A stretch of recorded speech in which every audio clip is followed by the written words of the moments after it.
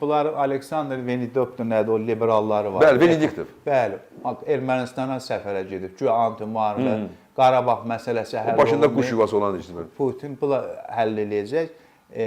Və Kamran bəy, bu müharibəni gözəl dediniz. Vladimir Putin indi bir o paranoya xəstəliyindən tutub Ukraynanı ümumiyyətlə deyir yer üzündən silmək lazımdır. O xəstəliyi də var, paranoyası da var. Stalinin bir demək xəstəlidir. Stalin də deyirdi ki, Polşa yer üzündən silmək lazımdır. İndi bu da elə olur. Mən keçən dəfə biz sizlə düzüm, biraz bənzərliklər elədik bu Stalinlə, amma bəzi oxşayırlar da indi bir-birinə. Onu təqlid etmək istəyir. O Polşanı yer üzündən silmək istəyir. Bu da Ukraynanın yer üzündən silmək istəyir. Laf tutalım. Sən bu zorla, bəlbələdən, zəlzələdən Ukraynaya bunu qəbul elətdirdin. Donbaskı, Kırımı. Bu torpağı heç kim tanımayacaq. Ukrayna hakimiyyəti də bunu tanımayacaq. Artsaq kimi də, gözümüzün qabağında olub da. Rəsmiləşdirməyə deyirsənsə, elə əvvəldən Krımı Ukraynaya qəbul eləyər də bu qədər insan ölməli. Krım əlindədir elə sən. Müharibədən əvvəl özü hamıda dayanmışdı sakit. Ukraynada səs çıxmadı. 5-6 dənə Çini zad da qatmışdın, Ermənistanı da qatmışdın, Krımı tanımışdın. Saxlayardın da. Donetski, Luganskını, o Donbaskı deyirsən, o da yaxşı. Ondan əvvəl də səndə idi da. Bir diplomatik oyun. Yəni bu böyük miqyaslı müharibədən qabaq. Neyinirdin da bu müharibənin onunla başlayırdın ki? Yəni yer üzündən silmək, onu dəyişmək, bunu əvvəl fikir verirsinizsə, deyirdi ki, Zelenski legitim, qeyri-legitim prezident. Bəli. Ümumiyyətlə Trumpın ən böyük ayıbıdır ki, ən böyük siyasi səhvidir. O qoca Biden'ı prezidenti ələ salır. Allah şəfasını versin, ximiya qabı nə qədər təsir vardı Vladimir Putin oturmurdu Amerika. Sən Ukraynanı, Rusiyanı gətdin, dediniz ki, izolyasiyadan çıxartdın. Mən demək varam.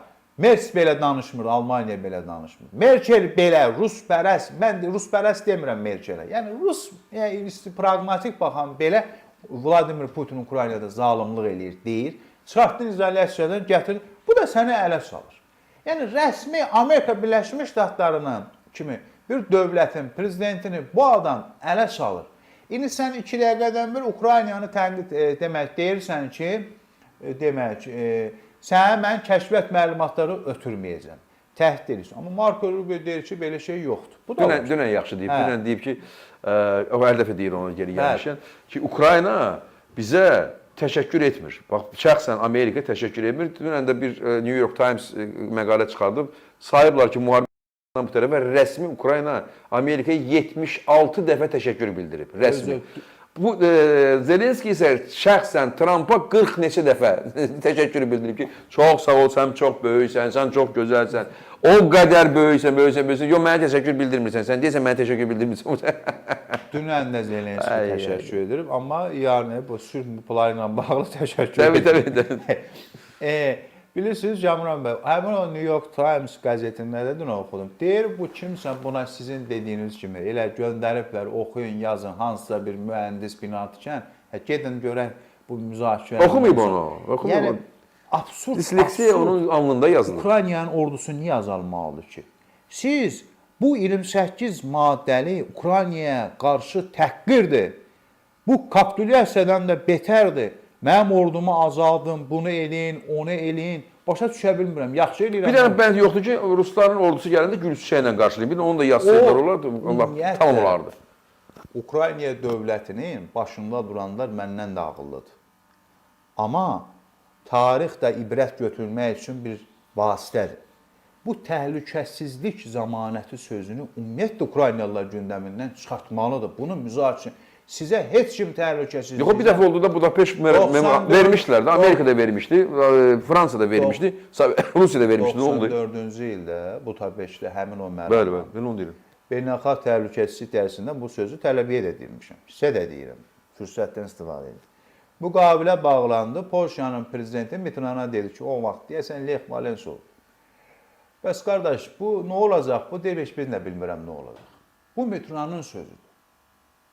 Bunu Walesa ki, bəs biz təhdid verdik, dedi, heç mən özüm də bilmirəm nə olacaq ki. Ala. Bu oldu. Bu oldu. Bilmirsənsə belə olmalı. Və təhlükəsizliyinə zəmanət verən Rusiyadır bu dəqiqə gündəlik.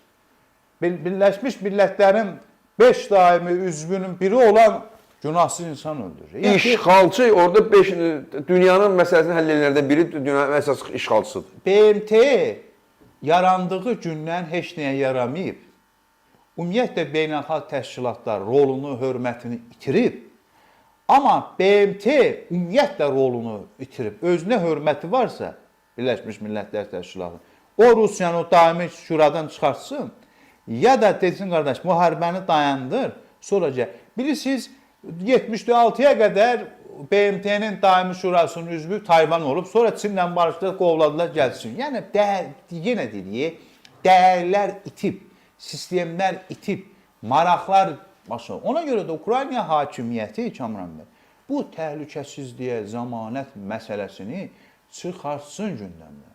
Baxın, Qəzzada atəşkəsə Misirdə dəvət olundu hamı. Cənab Erdoğan da getdi. Hamı getdi, imzaladılar, gəldi. Amma heç kim orada Misirdə atəşkəsin olmayacağına bağlı heç kim zəmanət verməyib. Bunu Hakan Fidan cənabları deyir. İndi Ukrayna hakimiyyəti kimdən təhlükəsizlik zəmanəti aparsın?